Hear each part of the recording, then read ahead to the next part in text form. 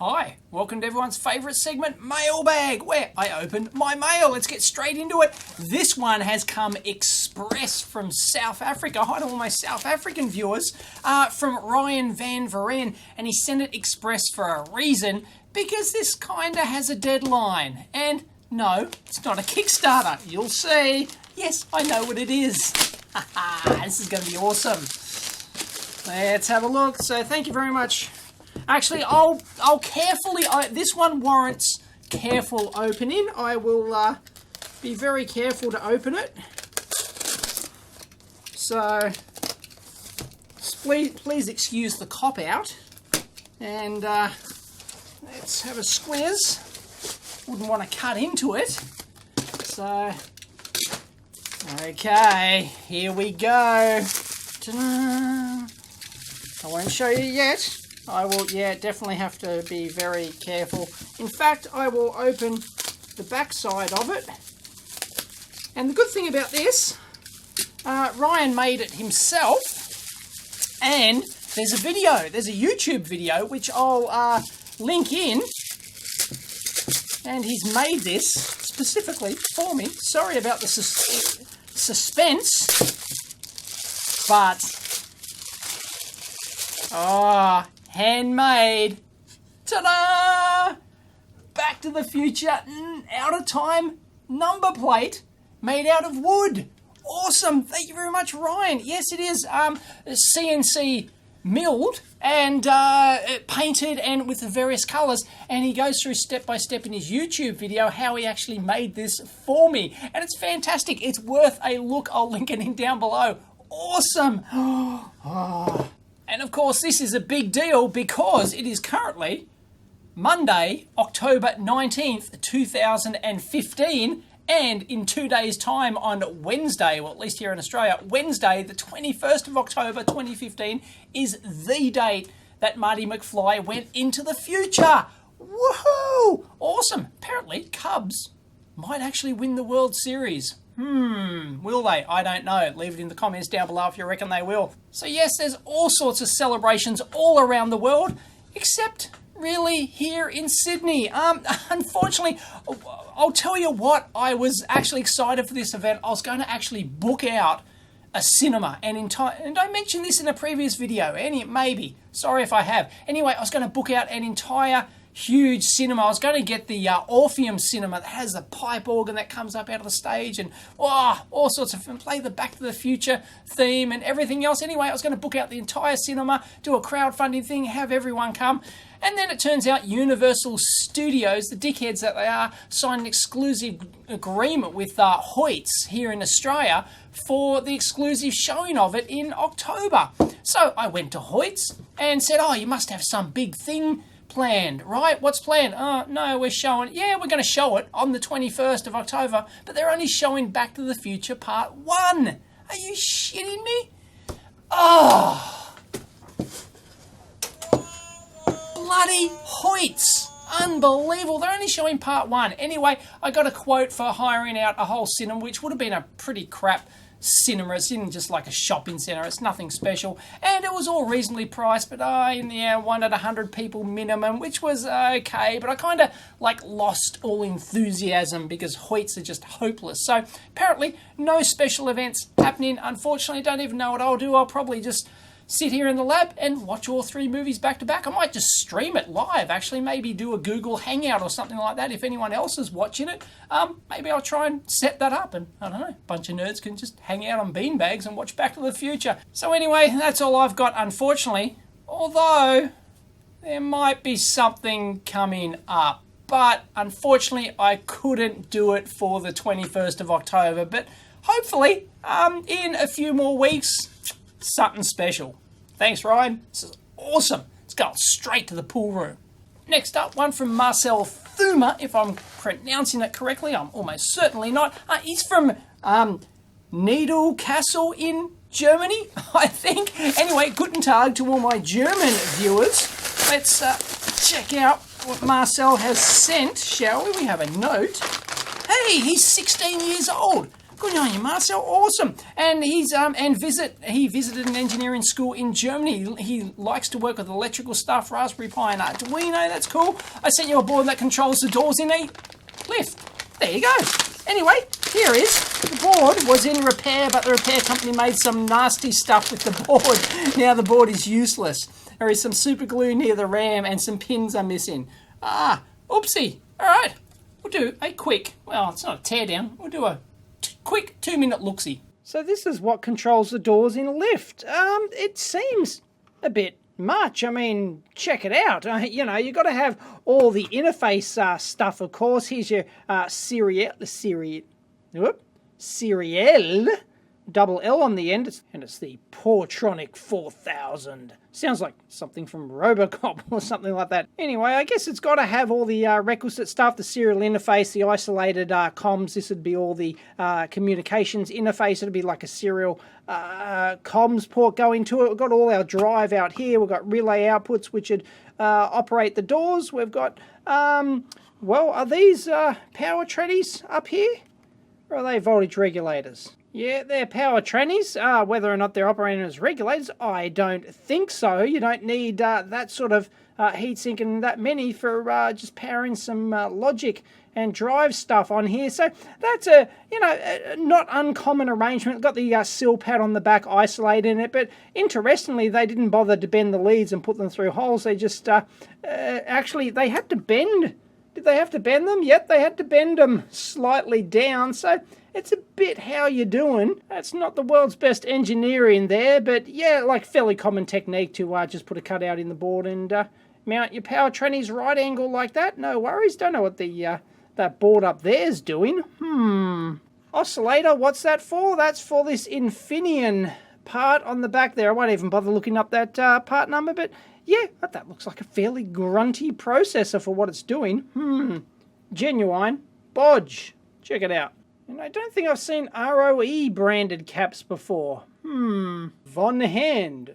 I don't know what that is. And that is a decent amount of capacitance too. I mean, are they in parallel there? Yeah, it looks like they might be in parallel, but we're talking, you know, 2000 mic if you got two of them at 100 volt working on those things. I mean, it looks like it's a 50 volt interface, so maybe it's like a 48 volt line or something to lifts. I don't know. Anyone know what, anything behind lift systems?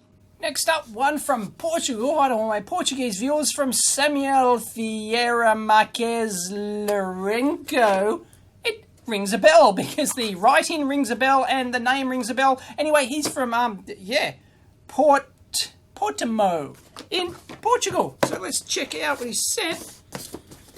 Let's get the unwieldy knife in there. Jeez, yeah. What the hell? There we go. That's better. Feels better anyway. And just rip the hell out of that. There we go. Bloody ripper. All right. Let's have a look. We have a note. We have a postcard. Algarve. That looks nice.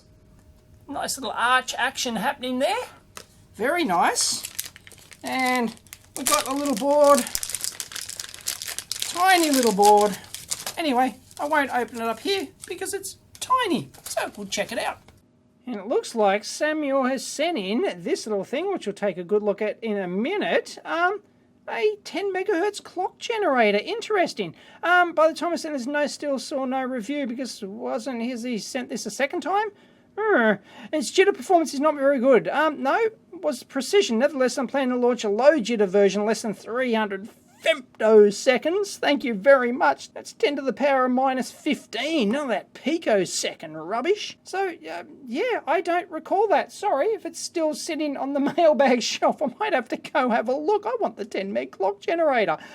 Anyway, what he's got here is a small project, the SinCronos, I'm sure it's sine, as in sine wave, SinCronos, which is an experimental AFE for a frequency counter. Ooh, okay, let's check it out. And there's the SinCronos, open source hardware, of course. There's the Open Gear logo and nothing on the bottom. But what it is, you might be wondering, it can take basically any analog signal, primarily say an example is like a 10 megahertz reference clock, which is typically a sine wave out of generators and stuff like that, and generate a digital signal out. So it's basically a glorified comparator, and it plugs directly into your breadboard like that. You can just plug the thing straight in and then plug sine wave in, so that's kind of handy. Or basically any type of signal. It can be, you know, anything, any magnitude or whatever. This thing will clean it up, tidy it up, and convert it into a nice usable square wave you can feed into your microcontroller or use as a reference, whatever. Neat. And there's not much doing in this, of course. It uses a Texas Instruments TLV 3501 comparator here. It's got some hysteresis, so, you know, you don't want to be flapping around at that edge point, do you? No, you need hysteresis in your comparators, absolutely.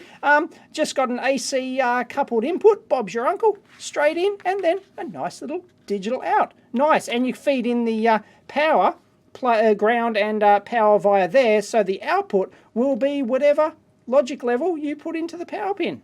Neat. And he's had it working with signals up to 50 volts, RMS, and frequencies up to 80 megahertz as well. So handy little kit. I'll link it in down below. Thanks, Samuel. Next up, one from the United States of America, from Illinois. Once again, not Sherman, from Highland Park, from Michael Seidman. Thank you very much, Michael. I'm not sure if it's a if that's just the person who shipped it, or like as in like the person at the company that shipped it or whatever, or whether or not Michael is actually a fan. But let's check it out. It's a package inside a package. Enjoy, Dave. Thank you very much. Yes, it is from Michael. And custom, no, still don't know the company. Anyway, what do we got? What do we got? I have no idea what it is. I have no idea. Anyone? Anyone? Everything has user serviceable parts inside. I like it. That looks large. Extra large. Whoa. By the way, t-shirts small or medium at most. Yeah, large and extra large. I'm not that huge. I'm pretty tiny. So I don't really know anything about Michael, but thank you very much. He sent the shirt. There was no note in there, anyway, that I could find. Maybe I'll have another look. Anyway, next up, DHL Express from Mr. Zoo. Thank you very much, Mr. Zoo. He's from Shenzhen. Once again, I have no idea if he's a fan or was just the person that shipped it, because sometimes I get that. You know, people like order stuff online and just get it shipped to me either anonymously or leave a note or whatever. And then, you know, I think Mr. Zoo's a fan, and he's not. Anyway, once again, I get very confused here. I don't know whether or not I actually get stuff that's for Mailbag, or whether or not I've ordered stuff, because I get them shipped to the same place. So, yeah, it's a bit silly. Anyway, yes, David, Australia. There you go. So let's have a look. Oh, it's a single board computer. All right, let's check it out. Hi, Dave. Best wishes and all the best for enjoying... Oh, yes. Right. The LeMaker guitar. This is from the... Yes. I knew about this. It's a single board computer. It's called the LeMaker. Sounds French. This is the LeMaker guitar. Well, this little module in here is anyway in an SODIMM type socket, and this is like a daughter board carrier which has all sorts of various interfaces, and this is one powerful puppy, let me tell you. Now, it uses an Actions S500 ARM processor. I don't think I've heard of the Actions one before. Maybe I have. Anyway, not really into that sort of thing. Anyway, this is a beast. It's a quad-core ARM Cortex A9 R4 core. We've got 1 gig or 2 gig. This might be fully populated with the 2 gig of DDR3 memory. It's got 8 gig of flash on the thing. This chip over here is a power management device. It's got GPU built in, very extensive. It's called a Power VR GPU. It's an SGX 544 for those playing along at home. Open GL compatible. And thing that pricks my ears up is it can do full 1080p 60 frames per second encoding. Woohoo! Powerful beast, all right. So the LeMaker guitar is just this SO-DIMM module here, and I always like SO-DIMM based single board computers. Very nice, and of course uses a cheap and easy to get like a standard industry standard interface with the SO-DIMM module. And there's basically processor, memory, and flash and power management on there, and that's basically it. So if you're going to get this thing and make it do something, of course, if you're going to build it into your product, you just buy the module itself. But if you're going to experiment with it, you need the whole single board motherboard like this, and this has got a whole ton of stuff. We've got an LVDS display interface here. We've got a camera interface. I'm not sure of the exact camera specs and things like that, but might be using some sort of MIPI interface or something like that. And we've got ourselves a Wi-Fi antenna there. If we flip it over, there's our little Wi-Fi module, and that's an RTL 8723 Wi-Fi module. Of course, they just get the module because it's already pre-certified and everything else. It's just all the other miscellaneous stuff on the bottom. There's nothing else interesting on there. But what else have we got? We've got ourselves micro SD card slot. We've got standard HDMI output and micro USB 3 interface, and two USB 2.0s here for those, old school legacy stuff. And we've got ourselves some 40-way pin header for general purpose I/O. We've got ourselves a microphone down in there, there we go, and an audio output as well, an infrared receiver, DC jack to power the thing, couple of buttons. You've got to have a couple of buttons to make it do something useful. This little 6-pin header here is a debug UART and ADC as well. There we go, ground, transmit, receive, and some little ADC action happening down in there, if you can read that silk screen, and of course the obligatory 10100 Ethernet interface as well. So that puppy is packing. Check it out if you need a really powerful single board computer. Very nice. And I really like the fact that, ta-da, they got the pinouts for the header connector. Very nice. And I apply power and it's doing something, and we get a LED there, but it didn't show up immediately. It took like 30 seconds for the LED to do something. Now it's flashing. Whoop. Now it's faded out. What the photon? Don't know if we got ourselves a dicky connection there. Yeah, there you go. Now it's working. I was using the wrong adapter in there. It was too wide, so it wasn't making contact. Now we can a green LED flash. Woohoo!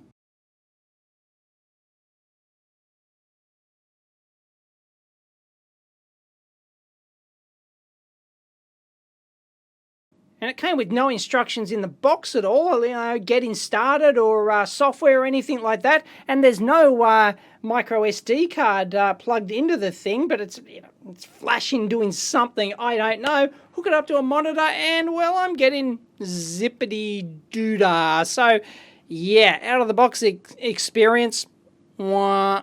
And it'll run Android 5 as well as Linux, of course. So yeah, if you want a real powerful single board computer, check it out. But yeah, out of the box experience. Am I doing something wrong?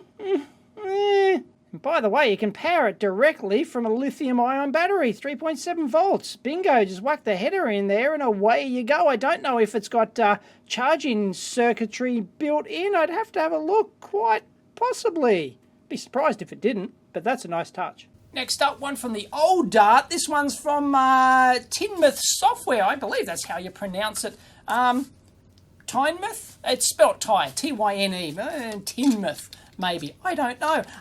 Please do not bend. It looks kind of delicate. So it's actually a padded envelope hooked onto a... oh, you just saw what it is there. Spoiler for those watching in HD. So I'll be very careful. I won't brutalise it with the Croc Dundee knife. So it's got one of those pull tabs. Nah, I'll make one. No, I can't.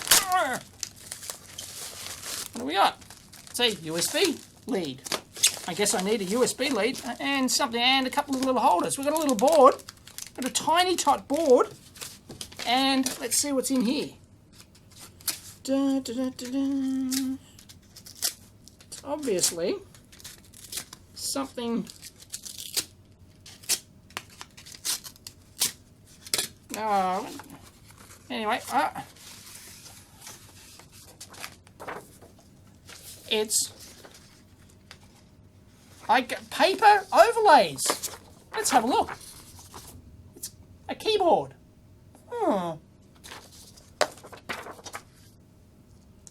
And what Dave has sent in is a little board to convert your ZX Spectrum, yeah baby, into a USB keyboard.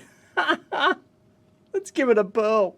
So take one crusty old 1980s vintage Sinclair ZX Spectrum, made in Portugal, thank you very much, and we're in like Flynn.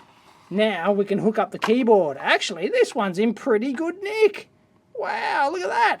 And I originally thought, what the? This doesn't make sense. We've got very low density pitch flat flex cables here, 2 of them, and we've got one higher, modern, higher density flat flex interface here. And I went, I'll go search through the envelope, and sure enough, look, he's supplied, it was buried right down in the bottom in that cardboard, hence the do not bend. Dave's got his own replacement membrane actually done for this specific thing to convert a ZX Spectrum, because apparently one of the failure modes is the membranes in these things, so, you can't use them anymore, so he's done his own. And this is fantastic. Let's see if we can retrofit it. And if you haven't seen Tidmouth, that looks like a half reasonable beach, but where are the waves? Oh yeah, kind of. And by the way, check it out. That's how you convert a radial electrolytic capacitor into an axial footprint. Beautiful bodge. Oh, and that, by the way, folks, is what it looks like inside a crusty old ZX Spectrum keyboard. And these tabs, these welded on tabs to hold it down, they've just broken off. Jeez, that's really crusty. 1980s crustiness in there, love it. So we'll just peel that off. Still good, because it's not like a carbon-backed one. The actual tactile domes are, well, they're not, are they tactile domes? No, they aren't tactile domes, they're just regular membranes. But anyway, the contacts are inside there, so this rubber is still good. Just got to clean it up a bit, and we'll just whip this out, and we should be able to whip in the new one. Oh, look at that. Bobby Dazzler. And tell you what, that's a jazzy little mod. Look at that. It fits through the existing holes. Fantastic. So here we go. Let's give it a whirl. Plug it in. Is it going to detect it? Bloody new Windows 10. I don't know. I don't know how to use bloody Windows 10. Anyway, didn't pop up with anything, but let's give it a whirl. Hey! It's a Bobby Dazzler. Where's space? Down here. Hello world. Can I do exclamation mark? Not entirely sure. Can I do shift caps? Ah, nah. You betcha I can do exclamation marks. It was pretty easy. You're screaming at me. Oh, it's the shift, not over here. That's the cap shift. So there you go. That's a bloody winner. Converting a Sinclair ZX Spectrum into a USB keyboard. But that's sacrilege, right? So thank you very much, Dave. That is awesome. And check out his website, Timmer Software, which I'll link down below. His blog has tons of vintage computer projects like this, interface boards, all sorts of various stuff. Good on you, Dave. Awesome mailbag item. Next up, one from New Zealand, from Scott Galsden, I think it is. He's from Auckland. Good day to all my New Zealand viewers. Sorry, had to do it. Yes, love Auckland. Let's have a hang on. I'm smelling late 80s here. Smelling late 80s. Yeah, you betcha. We've had these before. Ta-da! It's a there you go. It's a Scion. I've had these several times. Thank you very much. Oh yeah, it's all crusty. I think all the crap is like crap quality leather, and it's just all imitation. Yeah, it's not real leather. Ugh, and it's just all sort of crumbled. It's really quite bad. Oh, we've got some goodies though. We've got little boards and all sorts of miscellaneous electronics. Let's check it out. And Scott has sent in some DC to DC converter modules as well, one of which is blowing. Let's have a look. Where? Can you spot it? Yeah, look at that. That's just only had a pin completely blown out of it. This is a 6-pin SO23 package, and yeah, well, look at that. That's just, wow, that's just blowing right out of there. It has had the proverbial arse blown out of it. Wow. And he's got another one that he tried to repair, but apparently it didn't work. I guess it's all going to come down to, well, there's not much in it. You know, there's like one active part, and that's it. I don't know that number offhand. I don't think I could be bothered Googling that. 86284? No, 6284. And who that comes from, I have no idea. I couldn't even find a data sheet on first Google anyway. I'm not going to spend another second on it. Why doesn't it work? Well, because it's a cheap as shit DC to DC converter from eBay. It should work though. It's got one active part. Maybe, yeah, it's overstressed. They've designed it poorly. You have chosen poorly. Which one is it? You must choose. But choose wisely.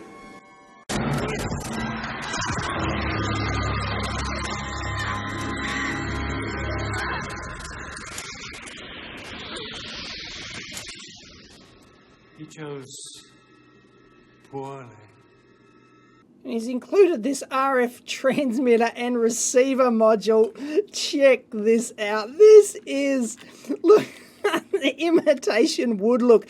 Yeah, I'm sophisticated. I'm carrying this puppy on my keychain, and slides open. 4 channels. Bob's your uncle. Look at that. What a Bobby does. Oh, it even extends. It's telescopic. Oh, nothing better than an erect antenna. Look at that. Seriously, remote detonate your bomb in style with one of these puppies. Oh yeah, baby. It's got class written all over it. And thanks for the Scion 2 organizer, Scott, but unfortunately I've already done a video on this. Tear down of various vintages of these organizers, actually, I think. I know it's, you know, I've done like 900 videos or something. It's hard to know, well, even I don't remember what I've done and haven't done. One of these days, I swear, I'm going to shoot a video, I'm going to upload it, and people have, you know, be it a tutorial or, I don't know, a review or something, whatever. And people will go, you've already done a video on that. And I'll go, oh, it's going to happen one day. Guarantee it. This is about 1986 vintage. And, you know, like pocket computers were around back then. But, geez, you know, these were the duck's guts, the Scion organizers, you know, and they had the data packs. You could get all sorts of stuff and applications very useful in, you know, they used them in, you know, warehouse inventory management and, you know, stuff like that, because, you know, they were super duper rugged. You can carry them around, real industrial. Didn't have the QWERTY keyboard, of course. That was pretty annoying, but yeah, I lusted after these puppies. When you saw them in the magazine ads, it just looked totally cool and powerful. And Scott's been repairing CB radios as a hobby since he was 13, and he runs the radiomods.co, not this .com rubbish, .co.nz website. He started back in 97. Wow, that was not long after the interwebs started.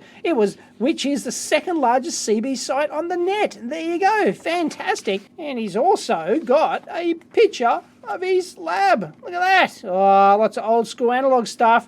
That looks like an old Tricky Dick scope down there. Yep. Tricky Dick 60 meg bandwidth scope, and he's got a Tektronix 2432A digital scope as well. Yeah, its digital performance is pretty useless these days, but you know, those things had their time though. You know, back then a digital scope was a analog scope with sort of like digital kind of storage functionality with like a couple of K of memory and, you know, clunk, clunk, clunk, and relays clicked, and those were the days. Next up, one from D, Uptograph. Uptograph. No worries. Thank you very much, Dee. He's from Baltimore in Maryland. Sorry. Maryland's is a suburb near here. Maryland in the US. Every time I hear of Baltimore, I can't help but think of the movie The Sum of All Fears, where they nuke Baltimore, like the sports stadium at Baltimore. So, yeah, that's one of the best nuke explosions ever put on film. Fantastic. Love The Sum of All Fears. Big fan of that movie. And, yeah, that's just, I'm a bit of a nuclear aficionado. And I do like movies that involve nuclear weapons for some bizarre reason. Anyway, thank you very much. Dee, let's have a squiz. Anyway, Sum of All Fears, Jack Ryan, of course. And let's have a squiz. Hello, Dave. I enjoy your entertaining and educational videos. Thank you very much. I've sent you a something or other. Thank you very much. He's Dave. G'day, Dave. Thank you very much, Dave. From the old DigiKey recyclable material. Love it. And he sent in a crusty old Dymo Letratag 2-minute teardown. And Dave has sent in this old Dymo Letratag, which the screen doesn't sort of work, trust me. There is text on there, and it says, ta-da, EEVblog. It actually works. Winner, winner, chicken dinner. My one's actually broken, so, yeah. Maybe I should tear apart my one instead of this one. This one actually works. But, yeah, really, they're not, it's not even worth a 2-minute teardown because there's nothing in them. I mean, it's all in the thermal print head down in there. The tiny little print head on the end of that ribbon down there, and the rest is just like a little 8 or maybe even a whopping 16-bit processor in there or something with a keypad. That's basically all there is to these things, and a motor just to drive the thing along. But apart from that, Oh, all right, you twisted my arm. Let's pull this thing apart. It had like 20 million billion screws in there or something. I don't know. It was a lot. Oh, no, hang on. No, it's got a springy thing down in there for this puppy. Oh, geez, that's rather annoying, isn't it? How do I get the springy thing out? Oh, hang on. And there we go. It's even more boring than I thought. We've got chip on board here. So there's a little, like the silicon wafer directly stuck on the board. Little bond wires go over, and then they just blob it on top. That's a really cheap production technique. Big cap off the board. They didn't have room there. None of this surface mount rubbish. A few diodes there. There we go. End on stuck into the board. That's for battery protection, because that cable there goes off to our battery, which they've done with PCB by the looks of it. There you go. PCB terminal. There we go. Yep. Look at that. That's interesting. Don't see that too often. Usually they mould them in and wire them up with just, the wire. Actually, the bit of wire going in between them. That's really quite old school. I don't know what the date is on this one. Check it out. That could be the problem with the LCD. The dreaded hot bar attachment straight on the board there. So maybe I could try and repair this thing and get it back working. Look at a couple of springs. They almost seem out of place. And there's not too much else exciting. There's going to be a little motor in there which just drives this pinch roller, which advances the tape and pushes it out. And Bob's your uncle. That's it. 2-minute teardown. Thanks, Dave. Next up, one from Finland. Hi to all my Finnish viewers. This is from Juicy, Jussi. Juicy? Sorry. That's just the first thing that popped into my head. Kilpikinen. Unfortunately, it's all from Tampere in Finland. Got some nice Finnish stamps on there. There we go. Let's check it out. Let's see what he sent in. Ooh. We have a note and a couple of red boards. Are they like Spark Funny type boards? I'm not sure. Nope. Let's have a look. And they look like lights.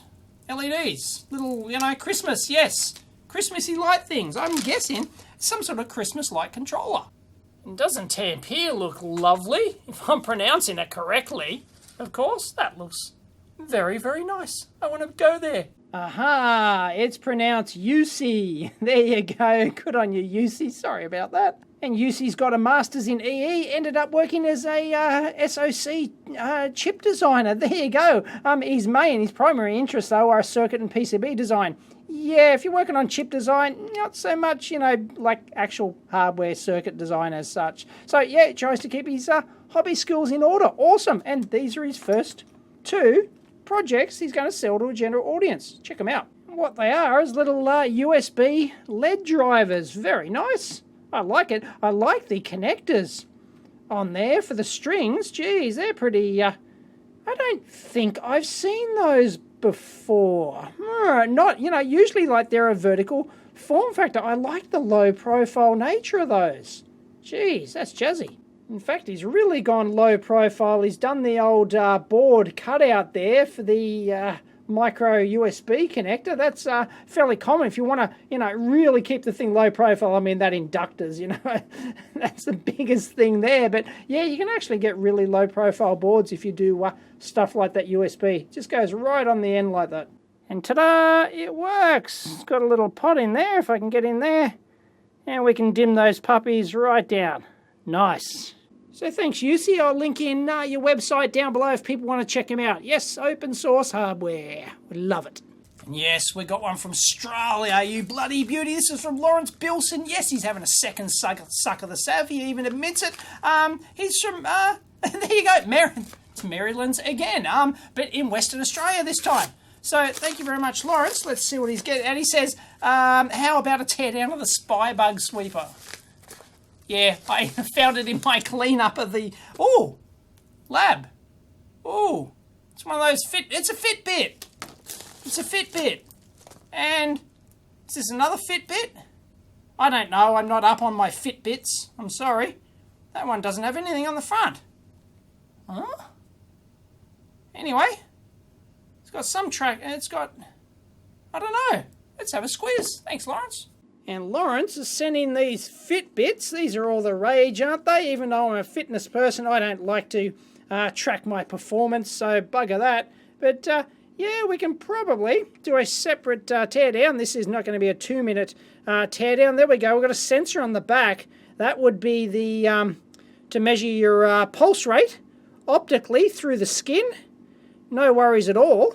And there'd be an accelerometer and all sorts of stuff in there. I don't know my Fitbits, sorry. I don't know exactly what the apps do and what you can log and stuff like that. But yeah, it measures heart rate and, I don't know, steps if you want to walk or something like that. Anyway, a couple of charging pins there. And that's a rather nice design, actually. I like the curved nature of it. And the bottom, it fits around my wrist. And I've got a small wrist. It's always the test.